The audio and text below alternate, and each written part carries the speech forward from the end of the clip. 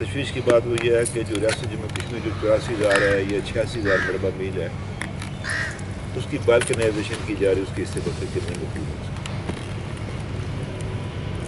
5 اگست کو ہندوستان نے ریاست جموں کشمیر اس کے قبضے میں اس کی اکائی کو توڑا۔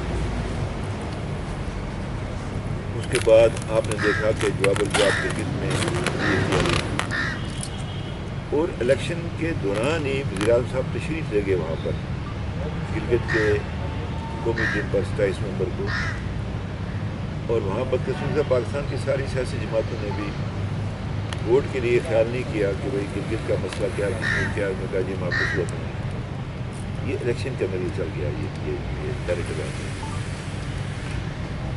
اور اس کے بعد ایک گلگت اسمبلی نے کوئی قرارداد کی سنا ہے، تو آپ کی میں نے پڑھی ہوئی ہے کہ جی اس کی اسی کے حوالے سے جو ہے نیشنل اسمبلی میں کوئی دیا گیا، یہ وہاں ہوا، اس سے پہلے وہاں ہو گیا۔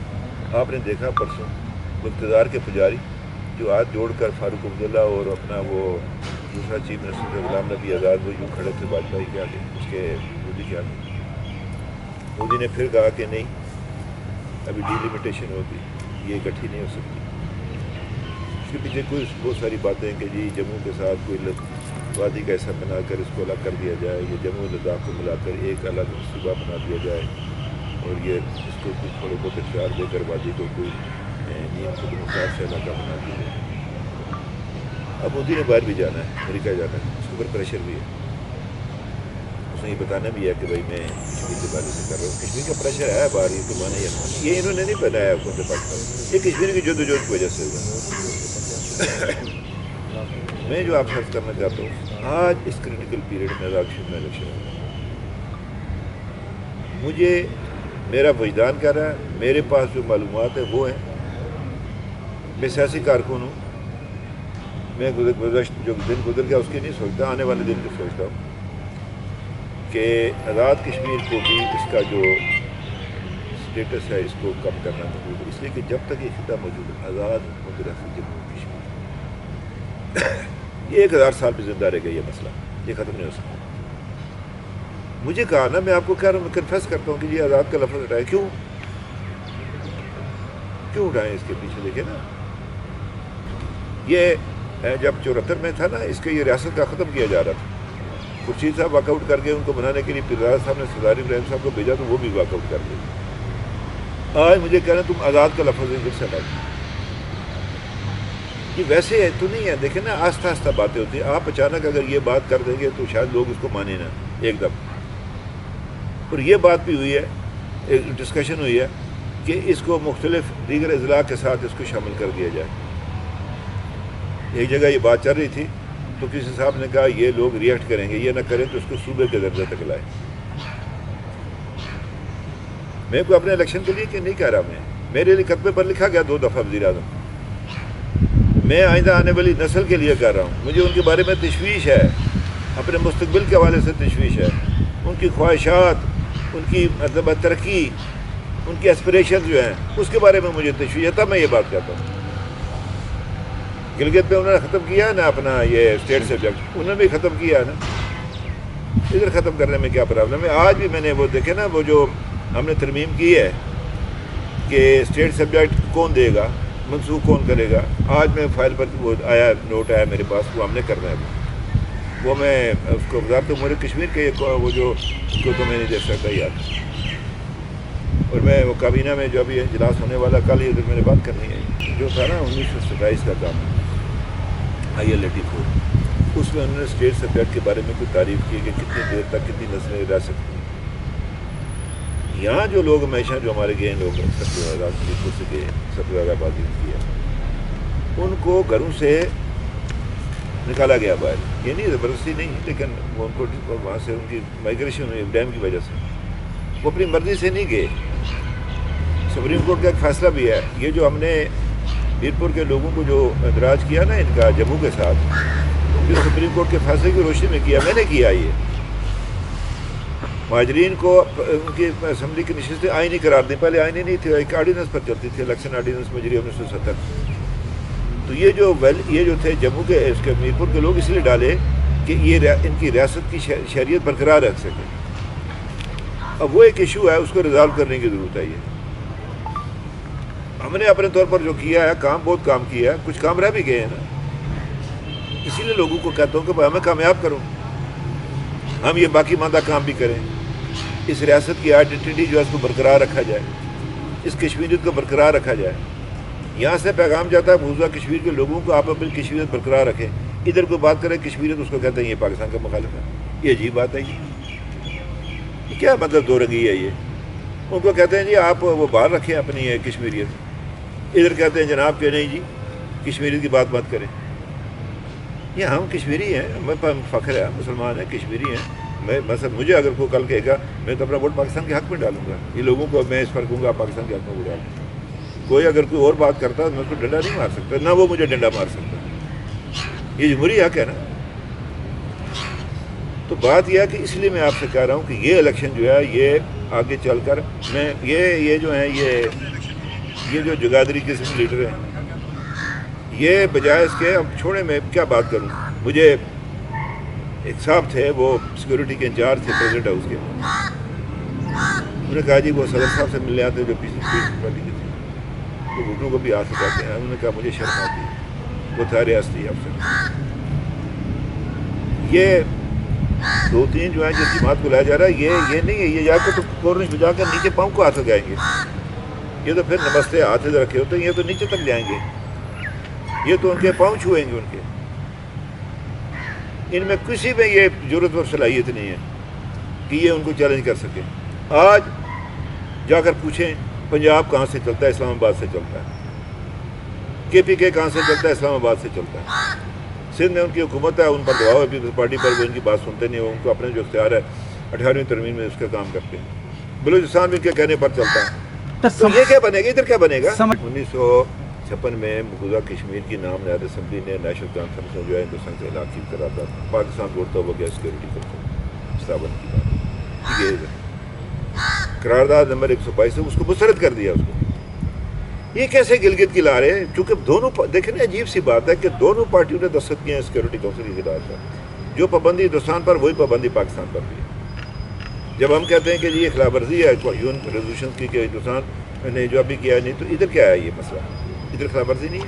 بات یہ ہے ایک تو فی الحال یون میں اتنی طاقت نہیں ہے کہ وہ اپنی بات بنوا سکے، ٹھیک ہے. اور یہ تو ویسے ہی تیار ہیں اس بات کے لیے کہ جی اگر یون کچھ نہ کرے. آپ میرا تو سمجھ گیا طاقت نہیں ہے. اور پھر یہ کہ ان کو کوئی کشمیریوں کو اس وقت بدقسمتی کے ساتھ کشمیریوں کا کیس بڑا کمزور ہے. باہر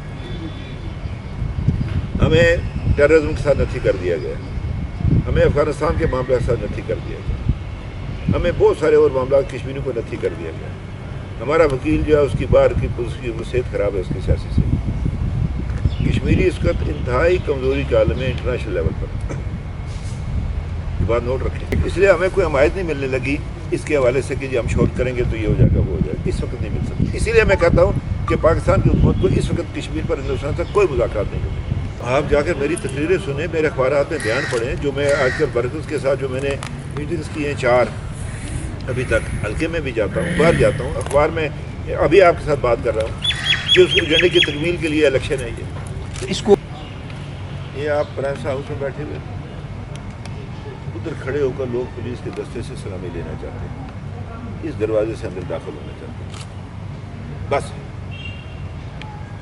آزاد ہند کی پولیٹیکل لیڈرشپ ادھر بیٹھنا چاہتی ہے، پھر بعد میں چلے جائیں گے اسلام آباد. یہ میرے پاس یاد ہے کوئی نہیں دے گا ادھر، کوئی بھی نہیں دے گا. لیکن سلامی لینی ہے یہاں پر، اس دروازے سے لوگ اندر جانا چاہتے ہیں. یہ ہے سارا ان کا پلان. میں نے اس سے بھی ان سے کہا تھا، اسمبلی میں بھی بات کی تھی اس سے. میں نے آئیے میں سب کو دعوت دیتا ہوں، آئیں بیٹھیں اس کے بارے میں کوئی بات کرتے ہیں.